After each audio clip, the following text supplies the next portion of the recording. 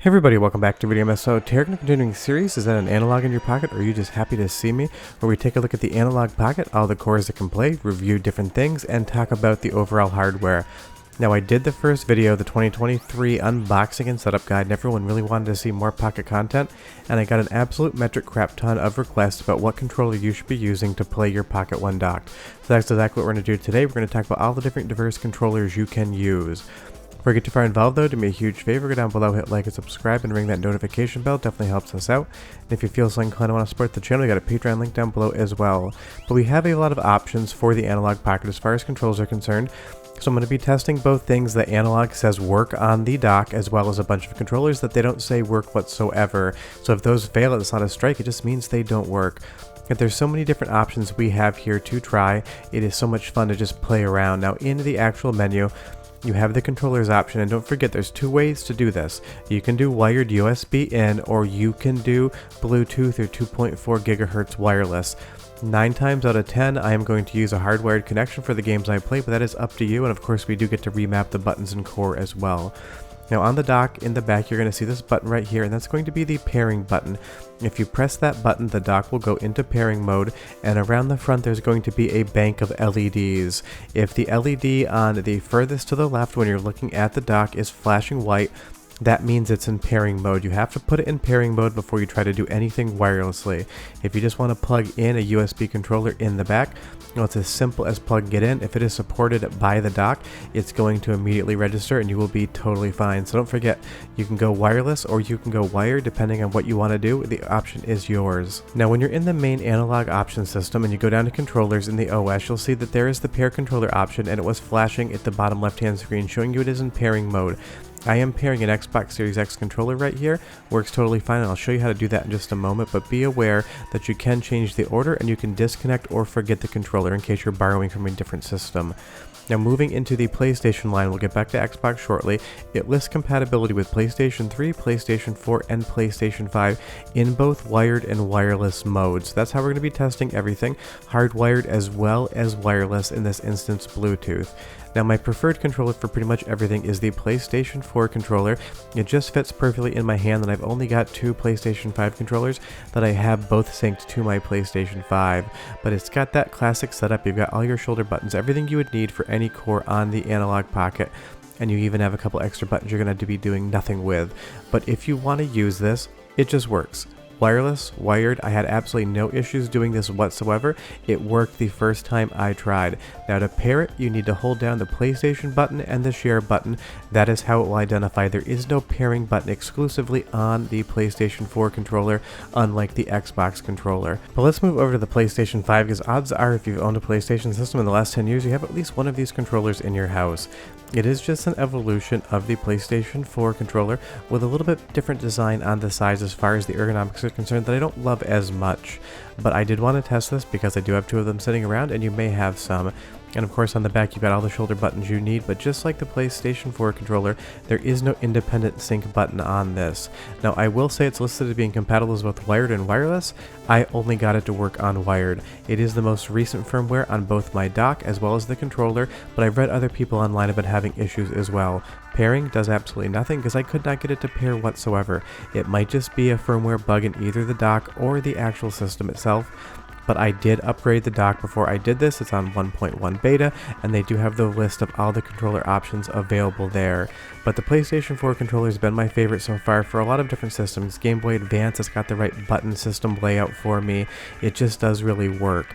Other things like the Super Nintendo, of course, with that triangular setup system, the PlayStation 4 controller or PlayStation 5 hardwired also have the D-pad and the buttons in the places you would expect them to be underneath your fingers. It's going to make a really good playing experience. Now I will say on the arcade side, depending on what genre you're playing, it's relatively decent, but I don't love PlayStation 5 D-pads, so it is not my favorite thing to play there, and we'll get back to arcade shortly. Now the Xbox Series X is definitely going to be my preferred wireless controller for the Analogue Pocket. It has the D-pad style I like. It's nice and clicky. All the buttons are where I want them to be. We have everything we need for controls here. And unlike the PlayStation 4 controller, you do have one button sync, which is kind of convenient. Honestly, Series X controllers are probably the cheapest you can get on the market right now. I just saw them on sale at Target with a bunch of different weird colors. So if you want to buy a spare for your Pocket, I definitely highly recommend this. It was just the easiest controller to use with the dock and Pocket the entire time, both wirelessly and wired. I had a great time. I had no issues whatsoever.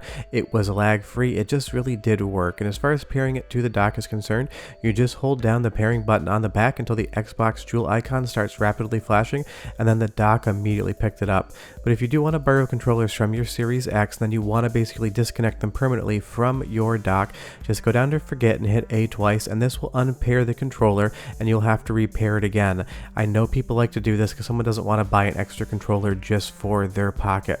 But as far as arcade games are concerned, this was the best I was able to find as far as a D-pad is concerned. In Battle Garega here, it just works, it's responsive, and the D-pad on the Xbox Series X controller just does it for me. And obviously with fighting games, having a decent D-pad is going to be really important. So for Street Fighter 2 here, it did work, but I'm going to get into arcade shortly because I was a little bit disappointed in what did and didn't happen there. But again, just please remember, these aren't strikes against the dock or the Pocket. The things I tested were not listed as working, so the fact that they don't work doesn't really disappoint us too much. So leave me a comment down below and tell me what your favorite controller is to use for arcade fighting games. I would be curious. Now, the one controller I really hope that would work that didn't end up working is the Neo Geo Arcade Stick Pro, and I've custom modded this with fresh parts because it does have X input mode, and that does work with pretty much every other system I plugged it into. Unfortunately, with the Analogue Pocket and the dock, no matter what I did, it would not be recognized whatsoever. Now, a real fringe test case that I was hoping would work is my custom DB15 arcade stick that I use with a Damon Byte USB adapter on Mister and other systems. I didn't expect this to work, but I was cautiously optimistic that maybe it would show up because it does work on Windows. Unfortunately, this was another instance in which the dock did not recognize anything whatsoever, and I was unable to play either of my arcade sticks on the system. It just basically sat there trying to find something. So I need to figure out what to do for an arcade stick. Leave me some comments down below and recommend me something. Now, the Switch Pro controller, I use a lot for my Mister testing. It's really easy just to plug it and play over USB-C, and this is another good option for the Analogue Pocket if you have one. It's just a super comfortable controller that I really do enjoy using, and maybe you're not an Xbox or PlayStation player, maybe you just have a Nintendo and then have a Pocket on the side. So definitely get this controller if that's what you're working with. You've got the Bluetooth pairing button on the back as well, and this 100% of the time works both wirelessly and wired. I had absolutely no connection issues with this whatsoever. Every time I tried it, it just worked. And to pair it, all you do is hold down the sync button in the back until it goes into pairing mode. The LEDs will rapidly flash, and then 10 out of 10 times the Analogue Pocket Dock just picked it up. Now, one controller I was really excited to try with the Analogue Pocket and was disappointed by is the 8BitDo PC Engine controller. That's not because I was disappointed it didn't work. I'm disappointed for another reason, which I will get into in about a minute. But I've loved playing NES and PC Engine games with this controller because I really do like configuration. You have two buttons in a row in a straight line, just like you would have them on the NES or the PC Engine or TurboGrafx, and I just like that as the hand feel is concerned. Now, this does work. I'm not saying that it doesn't work, but there's one very big caveat we'll get into shortly. But wireless, wired, I had no issues getting this to pair with the dock once I did a little bit of firmware configuring. But as far as the pairing is concerned, you need to update the firmware, which doesn't sound like that big of a deal, but I do use this controller for more than one console. Because if you go over to the 8BitDo website and you scroll down to this controller, you're going to see there's a firmware update version 4.02. You would think this is the firmware you need, but that is not true because there's a dock section for the 8BitDo website that has firmwares for dock. And if you go from Bluetooth controllers down to 2.4 gigahertz wireless controllers, this is firmware for the dock only. If you want to use the controller again on any other system, you have to reflash the firmware to get it to work. So this is going to be an annoyance, and even though it does work perfectly as far as PC Engine games are concerned, I like this controller enough that now I'm in a position where I feel like I need to buy a second one just for the Pocket, and I don't really love that. Leave me a comment down below and tell me what you think. Honestly, I'm surprised they can't combine the firmwares into one. Again, I'm not the type of person that likes to complain, but honestly, just kind of drives me a little nuts. Now, the Retrobit Saturn controller, unfortunately, didn't do shit. It was not listed as working. I can't complain about it whatsoever. I'm not disappointed. I'm only bummed out when things that are supposed to work don't. This controller doesn't work, but it was never supposed to.